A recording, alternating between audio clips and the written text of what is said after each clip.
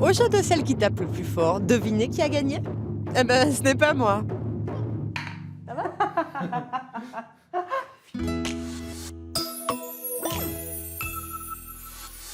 Bonjour à tous! Konnichiwa! Figurez-vous que j'ai toujours rêvé d'aller au Japon. Ah, le mont Fuji, les cerisiers en fleurs, les sumo, les sushis. J'adore les sushis. Malheureusement, je n'ai pas encore eu l'occasion d'y aller. Bon, vous me direz, peu importe, l'évasion se trouve parfois au coin de la rue. Eh bien, moi, j'ai réussi à avoir un avant-goût d'Asie en restant ici, en Bourgogne-Franche-Comté. De Dijon à Belfort, du manga à l'ikebana, mon aventure au pays du soleil levant, à 2 pas de chez moi. C'est ici, c'est maintenant, et c'est là.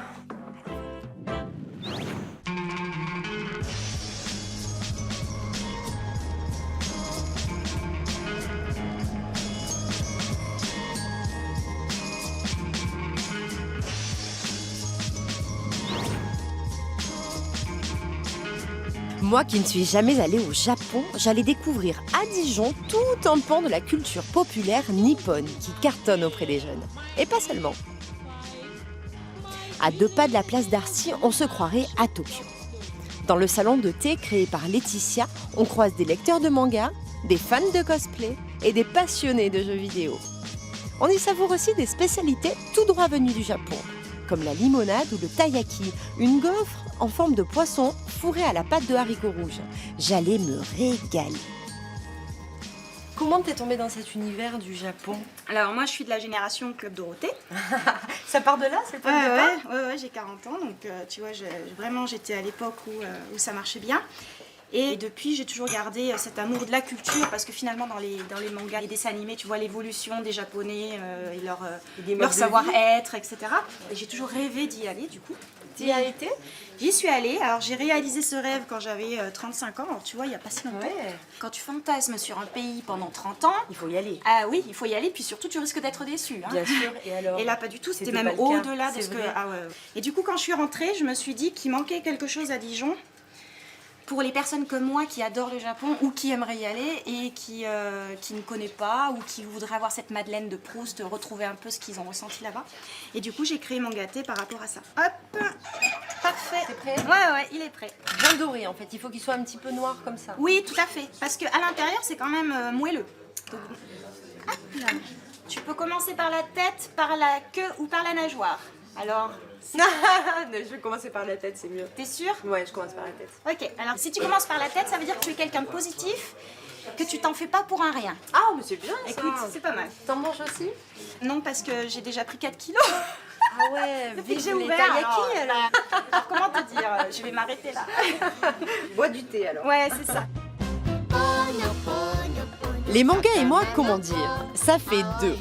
Heureusement, j'ai croisé Tonio, un libraire spécialiste de BD japonaise. Il a su me conseiller et me donner un tas d'infos sur cet art, qui représente tout de même un marché de 4 milliards d'euros au Japon et 400 millions en France. Et oui, ça pèse! Tu disais que tu connaissais rien en manga. Non. Et ben voilà. Donc je te présente Bakuman. Ça raconte 2 adolescents qui vont se lancer dans le manga. Donc l'un est scénariste, l'autre dessinateur. C'est l'histoire du manga racontée dans un Voilà. manga. Donc ce qui est bien, c'est qu'on va découvrir justement tout l'envers du décor, Les coulisses. tous les coulisses. Ouais. Forcément, il va avoir un peu l'ennemi juré où il faut Ouais. le battre sur son propre terrain. Le méchant, les rebondissements, les difficultés, Exactement. les histoires d'argent, les rapports Voilà. Mais amicaux ou pas. toujours extrêmement bien documenté. C'est ça qui fait la force du manga, c'est qu'ils peuvent te parler de vikings. Ça sera toujours très très bien documenté. Qu'est-ce que tu retrouves dans le manga que tu trouves pas ailleurs? Est-ce que c'est l'écriture japonaise qui a une sorte de style qui te plaît? En fait, le manga, sous ses formes de magazine, il y a un côté très commercial. C'est-à-dire qu'il faut que le lecteur ait Accroche. envie d'accrocher. Donc il y a toujours ce phénomène un peu de cliffhanger à chaque fin de chapitre, savoir qu'est-ce qui va se attend la passer. suite. Et puis ils ont une façon de mettre à la portée de tout le monde. On va prendre Les Gouttes de Dieu par exemple, qui est un manga sur le vin. On n'a jamais parlé aussi bien du vin que dans un manga. Les auteurs sont venus en France et ils vous racontent du vin très détaillé, mais en même temps à la portée de tout le monde. Chez Laetitia, les amoureux du Japon se sentent bien. Les fans de culture manga s'y rencontrent et quand il s'agit de trouver l'inspiration, il semblerait que ce soit l'endroit idéal. T'es dans l'univers aussi japonais? Moi, je suis très axée sur les animaux. sur le fantastique et j'aime beaucoup la culture japonaise, c'est quelque chose qui m'inspire beaucoup, surtout tout ce qui est le shintoïsme, tous les dieux qu'ils ont et tout ce qu'ils arrivent à créer, les mythes. Tu les représentes en dessin? Oui, Ouais. souvent. Alors ça c'est un Fudog, c'est un lion gardien des temples. Typiquement ça c'est totalement inspiré du Japon, un endroit où on appelle ça les rochers mariés. En fait c'est des endroits sacrés où les esprits sont gardés. Et j'aime bien rajouter une touche de fantaisie en mettant un dragon. Comment t'es venu ce goût pour la culture japonaise? Depuis toute petite, en fait, je me souviens avoir vu des reportages sur les temples japonais avec leurs grandes portes rouges et je me suis dit un jour j'irai là-bas. Après, avec les mangas, bien sûr, j'ai appris à connaître cette culture. D'accord. Je trouve que c'est comme un autre monde et ça me fascine beaucoup. Ce salon de thé est vraiment original. J'ai découvert plein d'objets insolites et rencontré des personnages hauts en couleur. Après avoir acquis les bases de la pop culture nippone, un autre univers allait s'ouvrir à moi.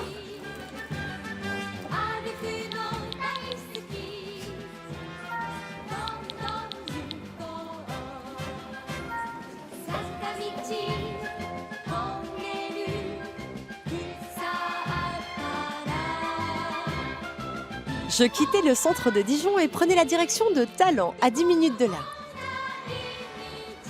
Au pied de son immeuble, je retrouvais Améline, accompagnée de Laurine. Toutes les deux sont membres de l'association Chouette Cosplay et elles adorent se costumer. Je suis amusée à faire la perruque, c'était un peu compliqué, mais j'ai réussi. Vu la déco, pas de doute, j'étais chez une vraie fan de manga et de jeux vidéo. Tu goûtes quoi, Laurine? Mon costume de Bulma. De Bulma, qu'est-ce que c'est? C'est dans Dragon Ball Z. Il y a des tas d'objets ici, chez toi, Oui, Améline. Oui, Ça, oui. tu vis donc quotidiennement avec Pikachu, les costumes, les figurines de films et autres. Chaque univers est différent, chaque histoire est différente et c'est ce que j'aime le plus, les costumes, les postures que les personnages ils ont. Tu passes du temps à les observer pour Oui. te mettre dans la peau du Oui. personnage? Bah, on le fait très souvent. Bah avec justement, Laurine, c'est un ouais. peu ça, enfin, c'est ça le but C'est du le cosplay. but, oui, c'est le but. C'est de rentrer dans la peau du Ouais. personnage. C'est le Et- play ouais. du cosplay. Ah, ok. Costume, Jouer, costume, donc jouer en costume en fait. Est-ce que vous considérez que c'est un art? d'un art, oui, c'est de l'artisanat aussi. Parce que L'artisanat, ouais. il y a de la couture. Faire vous-même, c'est important. Ça remplacerait peut-être une passion pour le Oui, jardinage. par ça, exemple, tout à fait. c'est tout à fait ça. Il y en a qui aiment la pêche, qui aiment oui, le jardinage ou la poterie par exemple. Bah, nous c'est le cosplay. Vous n'avez pas la sensation parfois de faire quelque chose d'un peu enfantin? Si, On vous le dit souvent. On nous hein. le dit très souvent qu'on est des Ça vous- adolescentes et qu'on n'a jamais vraiment grandi. On n'a pas non plus le syndrome de Peter Pan, mais Mais vous pourriez vous déguiser en Peter Pan. oui, on pourrait. Bah, J'ai j'ai déjà fait avec Clochette. voilà. Clochette, J'ai fait l'effet bon. clochette. La fée Clochette n'est pas le seul costume réalisé par Améline. Sa garde-robe regorge de pièces de toutes les couleurs et de tous les univers. Manga, jeux vidéo, films, dessins animés, un vrai trésor. Victor Crumb de Harry Potter en tenue de Quidditch. Notre Mario le plus connu. Givrali, c'est un Pokémon. Un autre Pokémon, Aquali. Elle aime beaucoup les Pokémon. J'adore les Pokémon. C'est une cape d'un personnage de Zelda qui s'appelle Midona. Et du coup, j'ai un dernier costume à te montrer. C'est la mère de Malfoy, donc elle s'appelle Narcissia. Et si tu veux, on peut même te proposer de le mettre. Allez, on essaie. Mais c'est long, c'est très long, ça traîne par terre. Ça Ouais, traîne ça par traîne terre par terre, et il est assez d'accord. lourd. C'est une cape de sorcière. Hein. Elle semble lourd. Ça tient chaud. Il y a même la perruque qui va avec. Ah oui, la C'est le perruque. soin à Laurine de... Oui, ça se va verra être pas. sympa. Déranger. Tu vois Agnès Varda ou pas? Il reste, mal, hein. encore, il Ouais. reste encore du brun. Non, c'est bien. Ça se mélange bien avec Ça se voilà. Bah, évidemment, un cosplay, il fallait bien essayer. Bon, c'est bien beau d'essayer, mais moi, ce que je voulais voir, c'est Améline et ses copains cosplayers en action.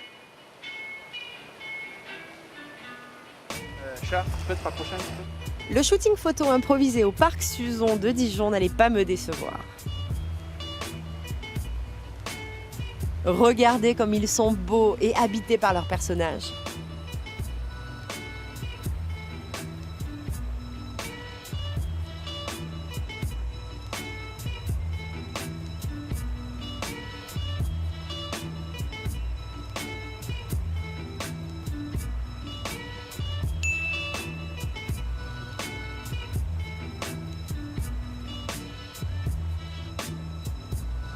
À quelques kilomètres de là, changement de décor. J'allais découvrir une facette du Japon plus traditionnelle. J'avais rendez-vous avec Christine qui allait m'enseigner l'ikebana ou kado. la voie des fleurs en japonais. L'ikebana est un art religieux où la symbolique occupe une place essentielle. Autant vous dire que je n'allais pas pouvoir faire n'importe quoi. Si on a une inclinaison sur la gauche, on va prendre une belle branche qui fonctionne dans ce sens-là. Si on a une inclinaison de l'autre côté, on prendra une autre inclinaison. Mais ça, celle-ci est pas mal. Et la compréhension se fait petit à petit. Hein. Ouais, on se familiarise au fur et à mesure. Et puis la symbolique, parce que c'est ça l'ikebana. Oui, oui. Beaucoup de symboles. Oui. C'est issu du bouddhisme. Et puis ensuite, on va se conformer un petit peu à la pensée de Confucius, qui lui voyait l'univers avec un homme, un ciel et une terre. Donc l'homme compris entre un principe spirituel et un principe matériel.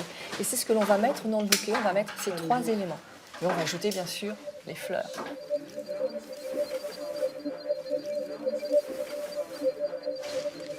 Ben voilà.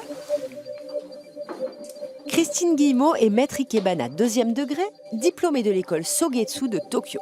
J'étais donc entre de bonnes mains pour comprendre toutes les subtilités de cet art floral très codifié. On mettra cette première branche. Alors vous retenez, hein, longueur plus hauteur que multiplié 1,5. Ok.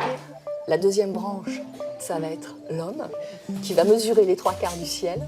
D'accord. Et enfin, ici, la terre va mesurer les 3/4 de l'homme. D'accord. Ça va, je vous ai pas perdu. Okay. Non. Bon, j'allais devoir faire un peu de mathématiques. Ce bouquet s'annonçait plus compliqué que prévu. Mais heureusement, maître Christine restait à mes côtés pour me guider. Et on s'incline à 15 degrés. Ouais, super. Voilà. Joli ça, non? Première branche. Première Le branche. ciel. Ce bouquet doit toujours vous accueillir en quelque sorte, venir vers vous. D'accord. Ça vous paraît bien? Ben après, voilà. Si je suis en face, on va l'incliner un petit peu plus. Voilà.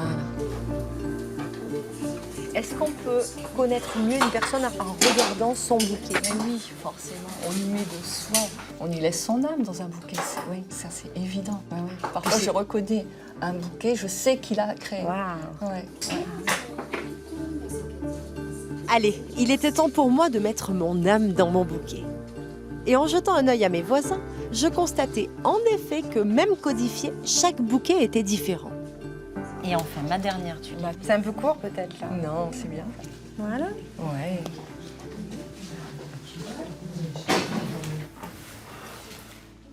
Alors, je rajoute mon bouquet au vôtre. Surtout qu'il y a une belle place. Bien sûr. Hop. Voilà, oui. Alors, qu'est-ce que vous en pensez? Pour un premier bouquet, c'est pas mal. Il respecte les codes? Oui. Il est bien comme il faut. Il reste plus qu'à ajouter l'eau Ah ben oui. et puis le regarder vivre.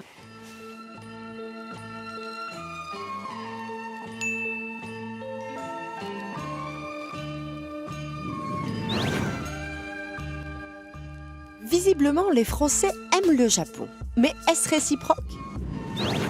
Pour le savoir, je me rendais à Beaune, où j'avais rendez-vous avec un charmant couple japonais.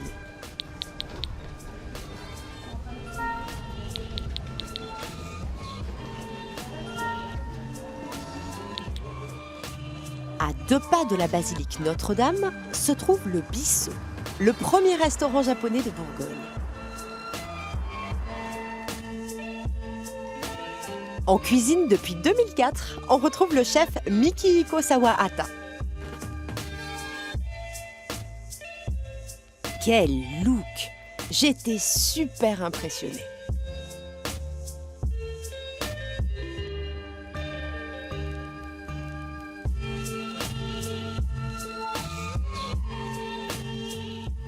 Pourquoi est-ce que tu as tenu à amener la cuisine de ton pays traditionnelle japonaise ici à Beaune? Parce que j'adore vin de Bourgogne.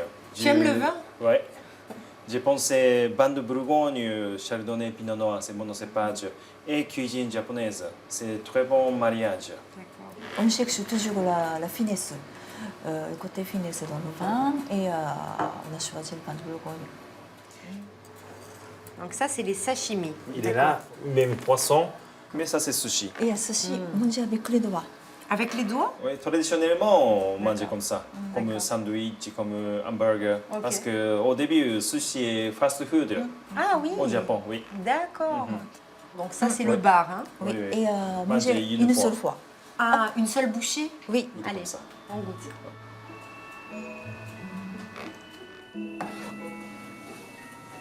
J'allais quand même pas rester assise à manger des sushis. À mon tour d'aider Miki-san en cuisine. Tadam! Ah, ok. Ben moi, Vas-y. j'ai voulu faire comme toi aussi. Ah oui. Voilà. Parce que vous êtes commis. Oui, Du cuisine. exactement, Ok. exactement. Alors, Donc, qu'est-ce que je peux faire pour t'aider? on fait tempura de riz de veau. Donc, le tempura, c'est, selon moi, de la panure qui entoure la viande, qu'on va plonger dans une marmite d'huile chaude. Oui, huile chaude, huile de colza. Tu conseilles? Tu travailles toujours à la baguette? À la baguette, oui. Pas toujours, mais... D'accord. Mickey, il mène les choses à la Comme ça. baguette. Ouais. Comme un chef d'orchestre. Allez-y. Allez, à mon tour. Un peu difficile, hein? J'ai moins l'habitude que toi, moi. Ah oui. Ouais, c'est bien ça. Combien de temps on va le laisser cuire? Oh, ça dépend. Pas trop coloré. Ouais. C'est important pour toi de cuisiner des produits locaux? Ça, c'est mon philosophie. Produits locaux et technique cuisine japonaise traditionnelle. Ça, c'est mariage. C'est mix. Est-ce que tu as un conseil, Sachi, de vin pour accompagner la tempura de riz de veau? À côté de Bonn, à côté d'ici, et village Moxo, c'est bien avec la friture. J'adore le vin de Jura aussi, Oui. ça vient d'Arbois. Oui, Et un petit arbois. blanc, chardonnay, ça se marie bien avec la cuisine japonaise aussi. T'es d'accord? Oui, je suis d'accord. C'est pratique ça d'être d'accord sur le vin. Ah oui, oui. Eh ben alors on trinque. Oui. Kanpai. Kanpai. Kanpai. Kanpai, ça veut dire boire tout, mais il ne faut pas. Non, il vaut mieux pas. Parce Il que vaut mieux pas. je dois Ah oui. rentrer encore après. Allez, je reprends la route. Merci beaucoup. C'est moi, merci beaucoup. Merci beaucoup. Arigatou gozaimasu. Arigato gozaimasu. Oui. Arigato gozaimasu. Arigatou gozaimasu. Allez, j'y vais. Allez. Merci. Merci beaucoup. Sayonara. Sayonara. Sayonara. Sayonara.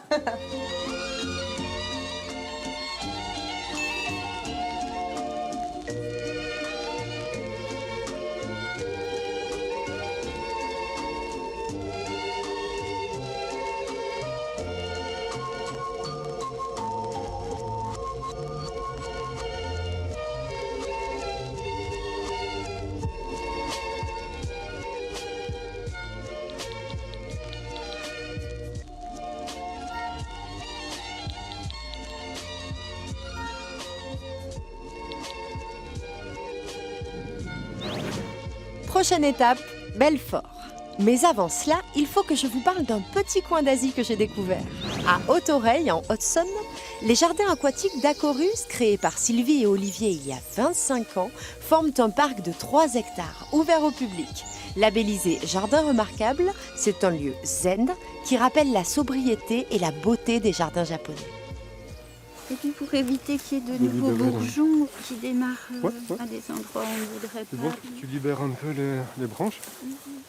Et c'est comme ça plus joli.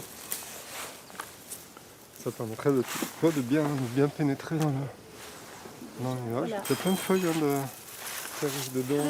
Oui. J'ai coupé celle-là.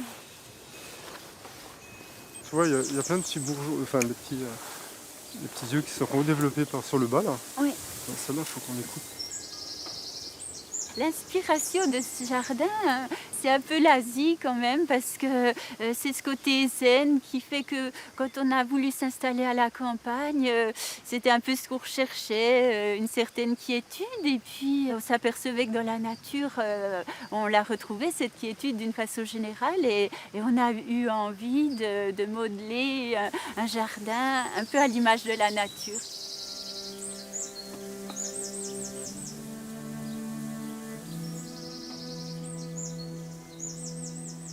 Au niveau des bambous, dans le jardin, on a 25 espèces. Donc il y a certains bambous qui sont assez grands, d'autres d'autres plus petits, avec des petites feuilles, des grosses feuilles. Ce qui est intéressant aussi au niveau bambou, c'est justement le bruit aussi. Mais déjà avec le vent dans les feuilles et puis quelquefois les chaumes qui cognent l'un contre l'autre.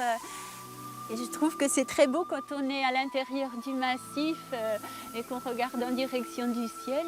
Voilà, la frondaison des bambous est vraiment jolie. On a l'impression d'être au milieu d'un bouquet de fleurs.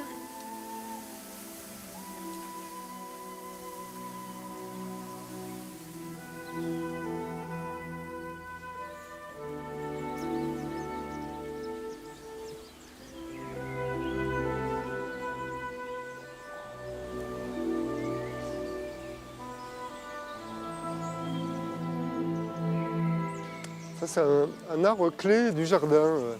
C'est un cèdre pendula de l'Atlas. Donc c'est un arbre qu'on a taillé depuis 16 ans maintenant. Et on l'a taillé de manière à ce que, déjà, qu'il soit très esthétique. C'est une sculpture en fait. Et on le taille aussi de manière à ce qu'il laisse passer le regard en intérieur. Tous les végétaux dans le jardin sont taillés. Comme une peinture, hein, il faut toujours mettre son petit coup de sécateur à droite et à gauche pour se dire, ben ici, tiens, oh, je vais dégager un peu la perspective. Donc on va tailler les 2-3 petites branches qui gênent, mais c'est en permanence. Sylvie et Olivier ne sont que deux pour entretenir leur jardin. Alors, si vous avez la main verte et un peu de temps, n'hésitez pas à les contacter. Vous verrez, quelques heures passées dans ce jardin et on se sent totalement apaisé. Après la quiétude du jardin japonais, j'allais carrément changer d'ambiance. Mon voyage au Japon, sans quitter ma région, s'achevait à Belfort. La cité franc-comtoise, fortifiée par Vauban, abrite une pépite. L'unique formation de taiko dans le nord-est de la France. Le taiko, Kazako. Ben, regardez, vous allez vite comprendre.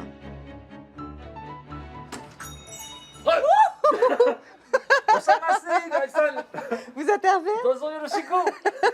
Ok, je rentre.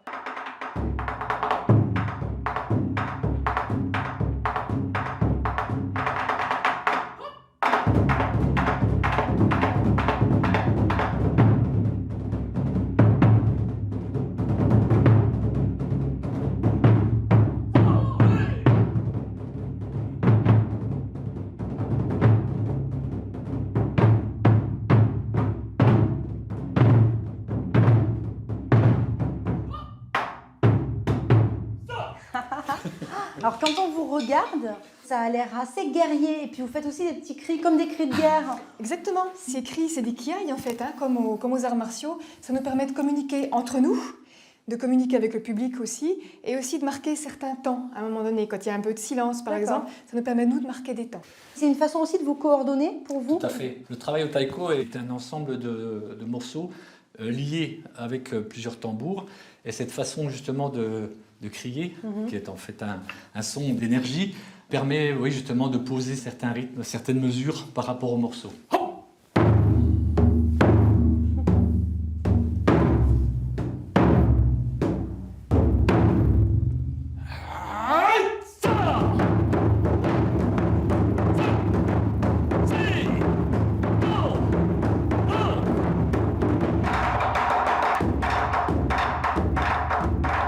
Est-ce que cet instrument, donc le taiko, est populaire au Japon?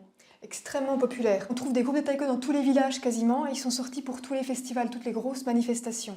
Tu as à peu près 5000 groupes de taiko en fait au Japon, seulement 40 sont professionnels. Quel est l'intérêt de jouer de cet instrument plutôt qu'un tambour? La percussion japonaise est très très visuelle.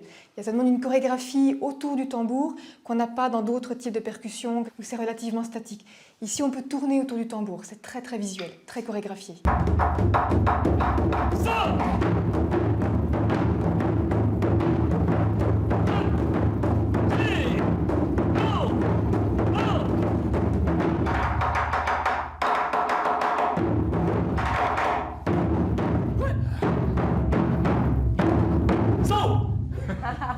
Bravo. C'est superbe. C'est incroyable de vous voir tous les deux. Parfois, on ne sait pas qui de l'un ou de l'autre fait le bruit, donne le son. C'est justement l'harmonie du jeu de frappe qui est jolie à voir et à entendre dans le taiko.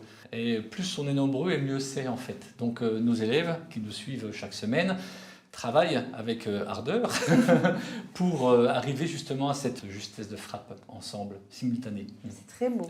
Et donc Gaëlle, je te propose d'essayer le taiko. Ouais, avec plaisir. Et là, on va jouer en onbayashi, position très traditionnelle au Japon.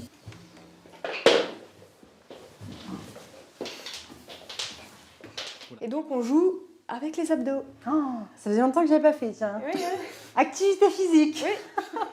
On va essayer de faire un petit roulement. Ouais.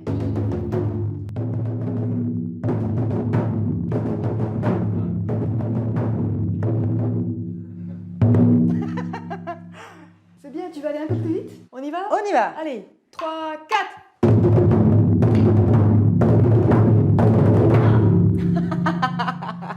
Je me fais toujours avoir par le dernier. Et puis j'ai l'impression que tu montes crescendo, on est de plus en plus fort. Hein, ouais, c'est ça, c'est ça. J'ai pris le train en marche trop tard en fait. Merci beaucoup. Merci Gaëlle. Arigato. Arigato.